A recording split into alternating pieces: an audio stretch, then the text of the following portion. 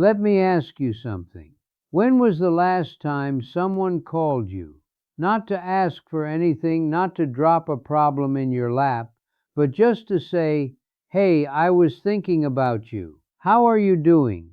Go ahead. Think about it. For a lot of people watching this right now, that answer is a long time ago. Maybe too long. My name is Harold. I'm 85 years old. I've got a bad knee, a good sense of humor, and a story that I think a whole lot of you need to hear today. Because for nearly 2 decades, I watched my phone light up, and every single time, without fail, it meant one thing. Somebody needed something. Not a visit, not a conversation, not even a "how's the arthritis, Dad?" No, no, no. It was always, "Hey, I hate to ask, but," and brother, let me tell you, that phrase became the most dreaded 5 words in the English language to me. More than "the doctor wants to talk," more than "we need to discuss your diet," more than anything, "I hate to ask, but," and then one day, one ordinary Tuesday, I said no, and the world didn't end. In fact, something much more interesting happened. But let's back up, because this story didn't start on a Tuesday. It started a long, long time ago. I worked for 42 years as a machinist, got up before the sun, came home after dark, ate whatever was left on the stove, and did it again. My wife, Dorothy, God rest her soul, she used to joke that I was more married to that factory than to her. I'd say, "Dorothy, the factory never asks me to fix the gutters." She did not find that funny. I thought it was hilarious. We raised 3 kids, Carol, Dennis, and the youngest, Patrick. We weren't rich, but we were solid, paid off the house, put them all through school, helped with first cars, first apartments, first everything. And I was glad to do it. That's what parents do, right? You pour yourself into your kids. You want their lives to be easier than yours was.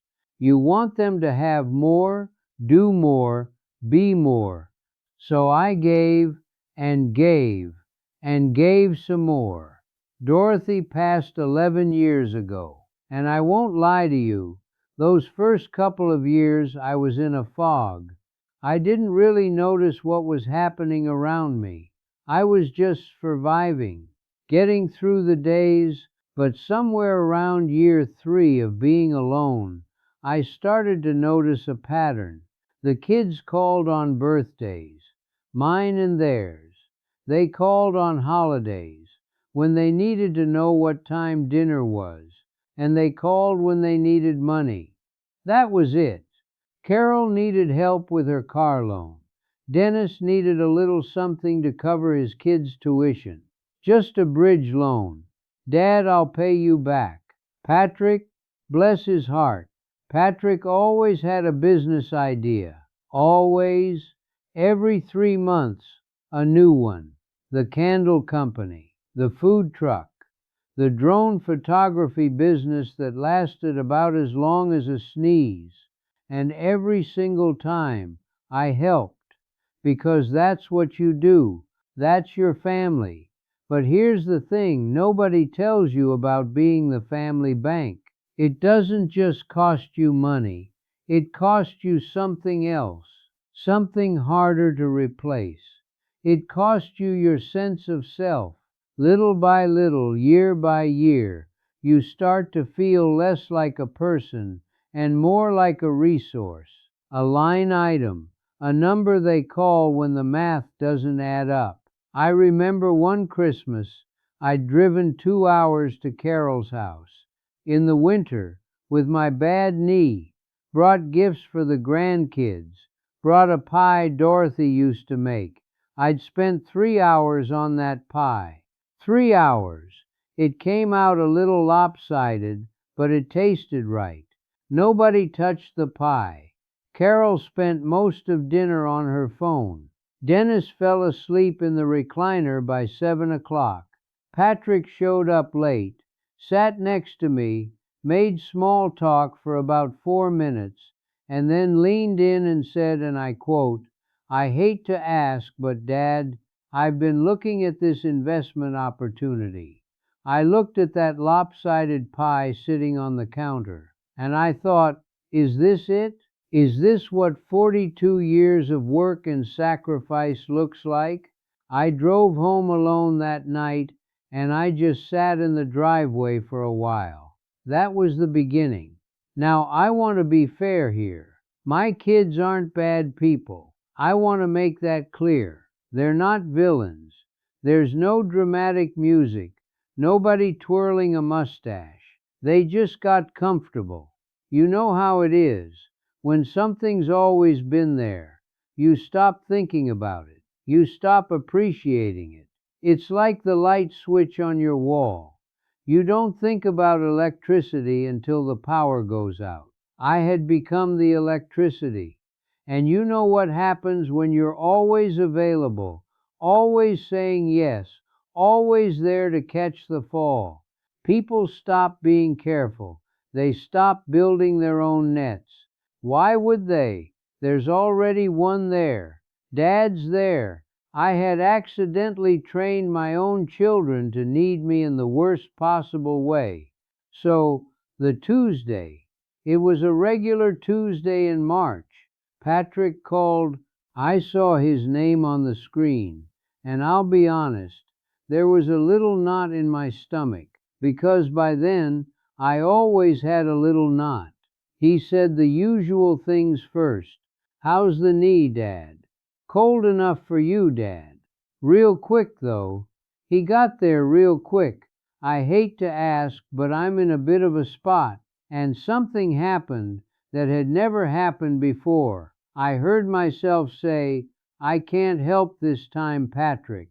Not "let me see what I can do," not "how much are we talking," not a sigh followed by a yes. Just "I can't help this time."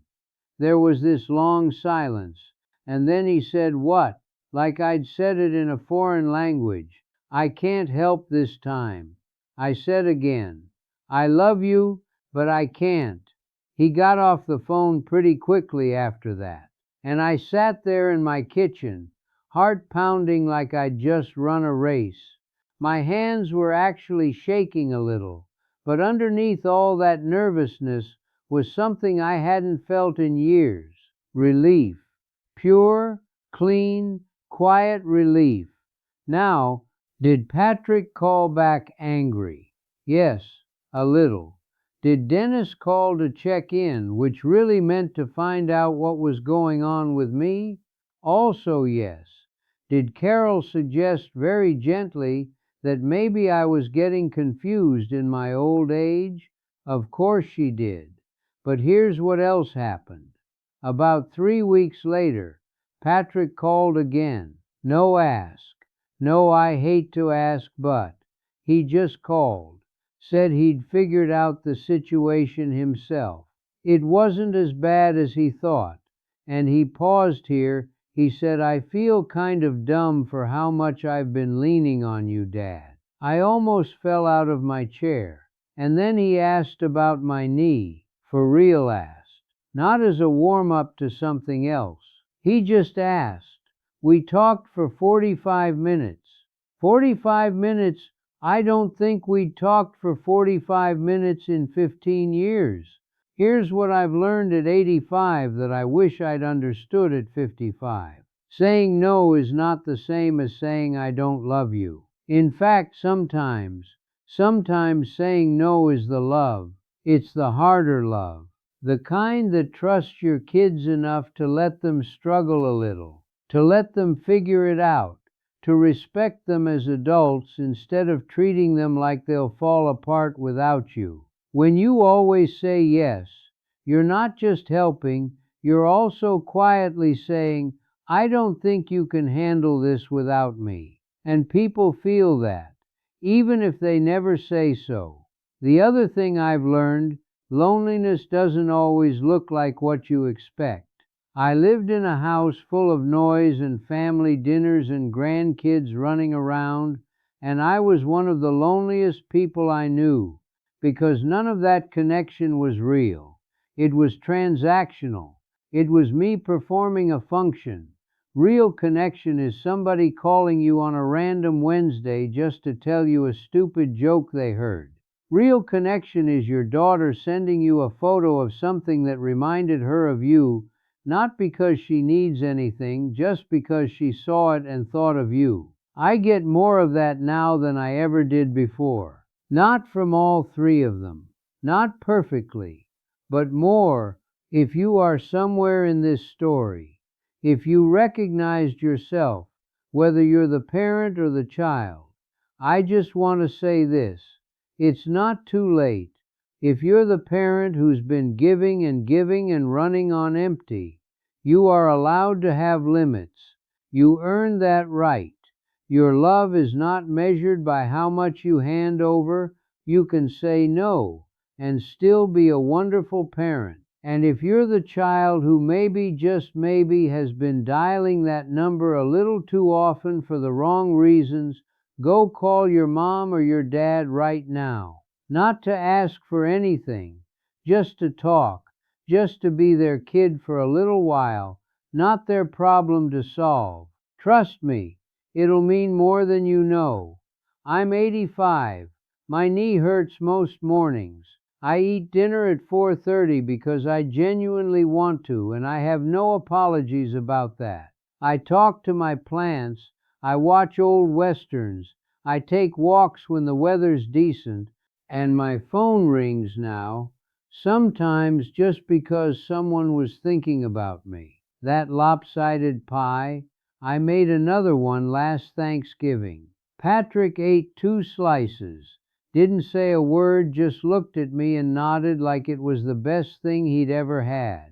That nod was worth more than every dollar I ever lent him. If this story meant something to you today, share it with someone who needs to hear it. Leave a comment below. I'd genuinely love to know if any part of this hit home for you. And remember, you are not a bank. You are not a resource. You are a person. Act like it. Take care of yourselves. I'll see you in the next one.